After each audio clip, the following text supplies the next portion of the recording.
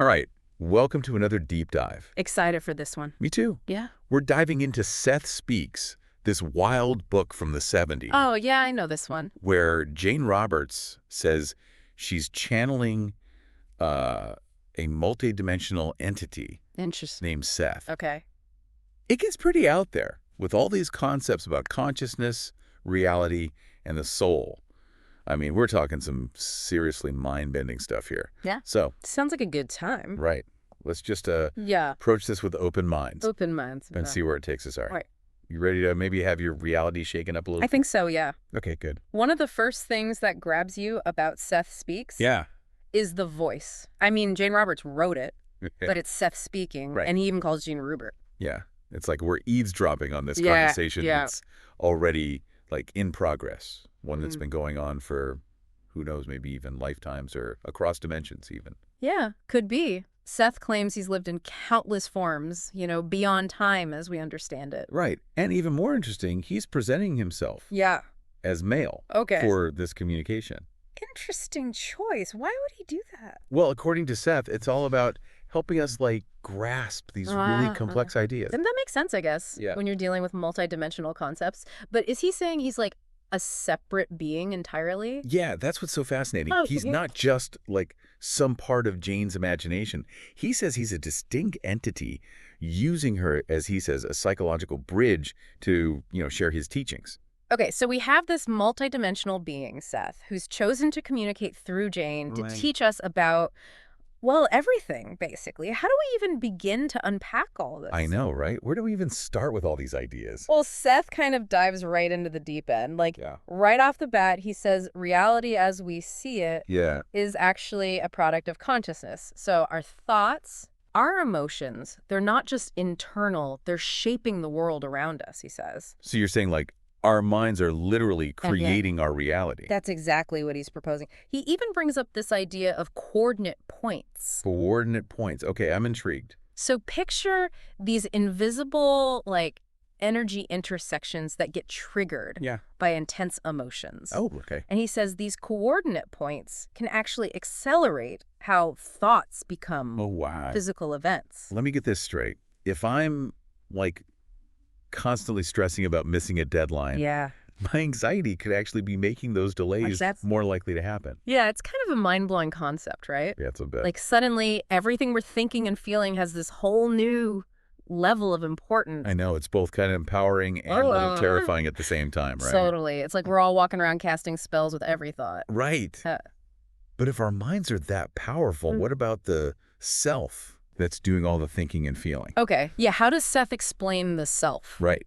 Like, what are we exactly in this whole cosmic equation? So Seth tackles this by introducing the concept of soul or entity, but he doesn't see it as like a separate ghostly thing. Right. Instead, he describes it as like a larger multidimensional self that carries all the wisdom and experience of past lives. Past lives. Yeah. Are we talking He suggests reincarnation here? reincarnation. Like our souls have lived Multiple lives. multiple lives before this one. That's exactly what Seth is saying. And it gets even wilder. He also introduces this idea of probable realities. It's probable reality. Like, think parallel universes right. where different versions of you and me are living out different choices.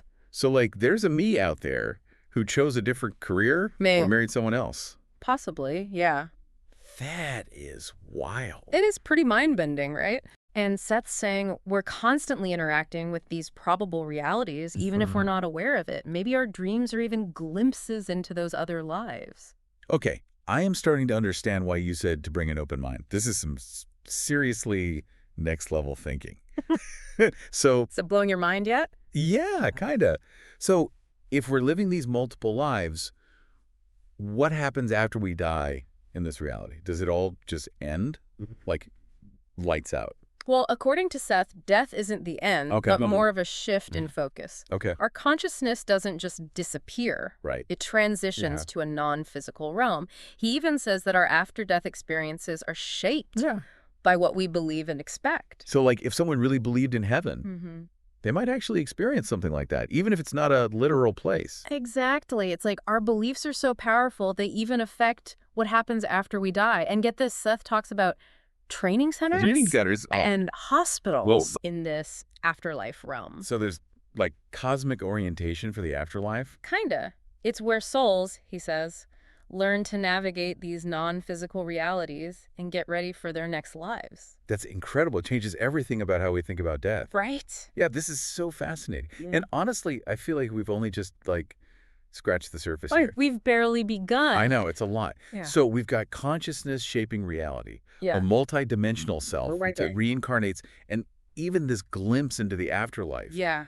What other like mind-blowing ideas does Seth have in store for us? Oh, he's just getting started. Wait till you hear about the inner senses. Inner senses. Okay, now I'm really curious. Think of them as a way to perceive stuff that's beyond our physical senses, the stuff that's usually only accessible in dreams or those out-of-body experiences people talk about. So you mean like a sixth sense? Maybe even more than that. Like this untapped potential within all of us to experience things beyond the physical world. Okay, we got to dive into this more. It's like we're all walking around with these like hidden superpowers that we don't even know how to use. Exactly. And Seth says we can cultivate these inner senses too. Like we can train ourselves to perceive things differently. So what, like exploring our dreams? That's a big one, he says. Can help us tap into this like hidden potential. Exactly. It's like unlocking this whole new level of awareness. This is incredible. It makes you wonder what we're missing out on by only using our five senses all the time. That's one of Seth's big points. We need to expand our awareness beyond just the physical. Yeah, that makes sense. Yeah. Okay, so we've got this multidimensional self with past lives, these untaxed senses. Yeah.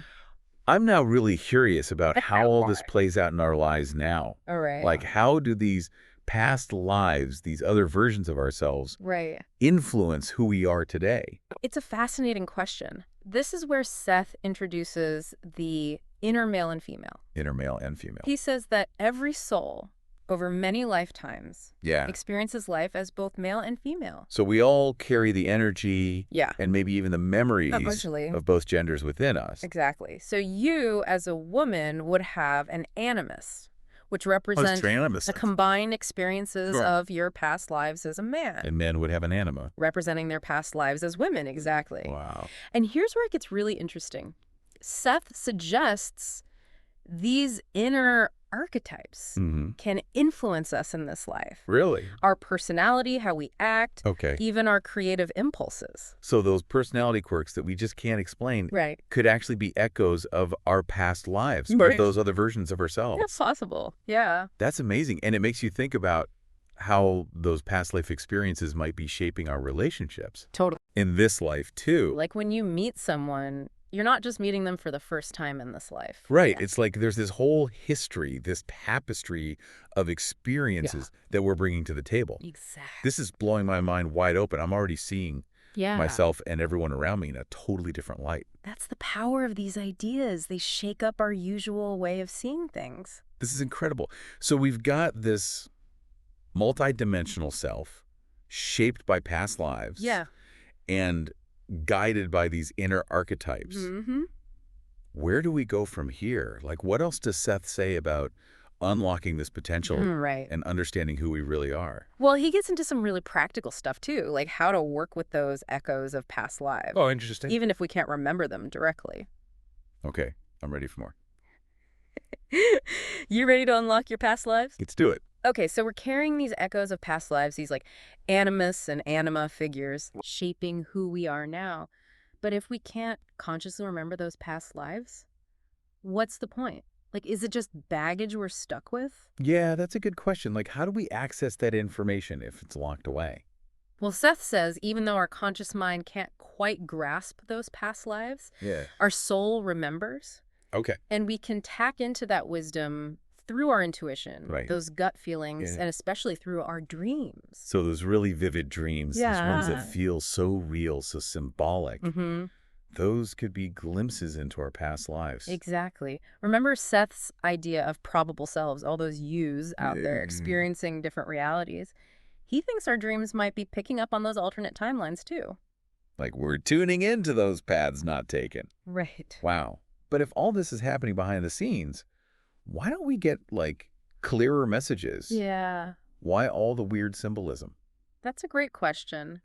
Seth thinks it's not that the messages are intentionally hidden, but our conscious mind, when we're awake, is so focused on the physical world Yeah, that makes sense. that it just filters out those subtle forms of communication. It's like we're attuned to the wrong radio frequency. Exactly. It's trying to pick up a signal that's broadcasting on a totally different wavelength. Perfect analogy. Seth says we need to develop those inner senses. Right. Become more receptive. Okay. To really understand these messages coming from within and from other realms. Okay, so it's about becoming a better listener, Yeah. but not just with our ears, With our whole being. with our whole being. Yeah.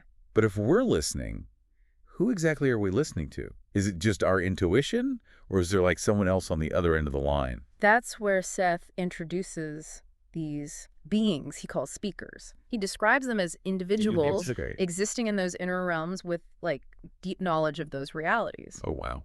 They act as guides, showing up in our dreams and other altered states of consciousness, helping us understand those landscapes and the information we receive. So like a spiritual mentor, but on speed dial. Yeah. Like someone who can translate the language of dreams Right. and make sense of those strange symbolic encounters. Exactly. But Seth emphasizes we're not just passive recipients, Okay. we're also co-creators of those realities. Oh, interesting. So it's not a one-way street. We're actively shaping those experiences with the speakers. Exactly, like a collaborative dream project. And it gets even wilder. Seth talks about these unwritten manuscripts Unwritten manuscripts? passed down through dream journeys and psychic frameworks. Whoa, okay. Like a library of ancient wisdom that Yeah. exists in the dream realm. That's the idea. Yeah. Seth gives the example of ancient Egyptian religion being influenced by the speakers. Really? He even claims they played a role spreading spiritual knowledge way back in prehistoric times. So these speakers have been working behind the scenes for millennia, Yeah. subtly shaping human understanding and spiritual evolution. It's like a secret society of dream weavers, guiding us towards a greater awareness. I love that. And it points to Seth's idea that these inner realms aren't separate from our world, Right. but totally interconnected. Yeah, that makes sense. Okay, we've explored this multidimensional Yeah. self-reincarnation, probable realities, inner senses. Yeah. Now these mysterious speakers Dream guides. who guide us in our dreams. But with all this talk about interconnectedness and limitless potential, what about the negative stuff? What about evil and suffering? Right, like how does that fit in? Yeah. Where's the darkness in all this light? Well, Seth doesn't shy away from the tough questions. Okay, good. He tackles the nature of evil head on and even brings up a second coming. Wait, a second coming? I thought Seth's teachings were outside traditional religion. Yeah, his perspective definitely challenges those frameworks. Right. But he does propose this second coming of a Christ-like figure Okay. who will bring a new understanding of spirituality. So not the traditional, like, Christian interpretation. No, not at all. Seth describes this figure as someone who will empower us Yeah. to access our own multidimensional nature and recognize our connection to all that is. So like a spiritual awakening. Exactly. Yeah. A shift in consciousness. Right, okay. But if we're all part of this interconnected, loving universe, how does Seth explain all the suffering and darkness we see? That's where it gets tricky. Seth says evil, in its ultimate sense, doesn't actually exist. Oh, what? How can he say that? There's clearly so much pain and suffering in the world. He acknowledges that the suffering is real, Right. but he says it's a byproduct of our limited perception. Remember, we're only seeing a sliver, Right. a three-dimensional slice Okay. of a much larger multi-dimensional reality. So it's like we're looking at a tapestry, Yeah, but only from the back, seeing just the knots and tangled threads I love that. instead of the beautiful picture on the other side. Exactly. We're so focused on this physical world, Right. this narrow band of perception that we miss the bigger picture. The interconnectedness, Yeah. the underlying goodness, everything. It's like he's asking us to shift our perspective, Yeah, to see the world through a lens of love and connection exactly. instead of fear and separation. That's the core of Seth's message. Okay. A radical shift in consciousness. Yeah. A recognition of our own divinity and our interconnectedness with everything. Okay. I think I'm starting to get it. We're all connected. Yeah. We're creating our reality. Yeah. And even evil is an illusion born from our limited perception. That's what he's saying. This is mind-blowing. It is, right. But it also raises a big question. Yeah. What are we supposed to do with this information? How do we actually apply these teachings to our lives? Well, Seth gives us some practical steps. He says it all starts with recognizing the power Okay, yeah. to shape our reality Right. with every thought and feeling and every choice we make. Yeah. So it's not enough to just intellectually understand these concepts. right. We have to put them into practice. Right. Embrace the responsibility of being a conscious creator. Exactly. Seth urges us to be more mindful of our thoughts and beliefs, Okay. to recognize the energy we're sending out into the world, to choose thoughts Right. that are aligned with the reality we want to experience, Mm. thoughts that resonate with love, joy, and abundance. So it's like we're constantly casting spells, Yeah. whether we realize it or not. Right. So we need to become more intentional about what kind of magic we're creating. I love that. But it's not about denying the negative or Ah. pretending everything's perfect. Okay. Seth says challenges are part of the creative process, too. So it's not about ignoring the messy stuff. Right. It's about seeing it through a different lens. Yeah, Recognizing the lessons and opportunities for growth in those experiences. exactly. It's about embracing the fullness of our being, the dark and the light, and trusting that even in the challenges, there's a deeper purpose at play. It sounds like a total shift in how we approach life. Yeah. Moving from fear and scarcity to love and abundance. That's exactly it. Wow, this is powerful stuff. So Seth's message is about stepping into our power Yeah. as conscious creators, Right. recognizing our interconnectedness with everything, Yeah. and trusting in the unfolding of our journey, both individually and collectively. Beautifully said. This is incredible. I feel like we've covered so much ground. Consciousness, creating reality, Reha.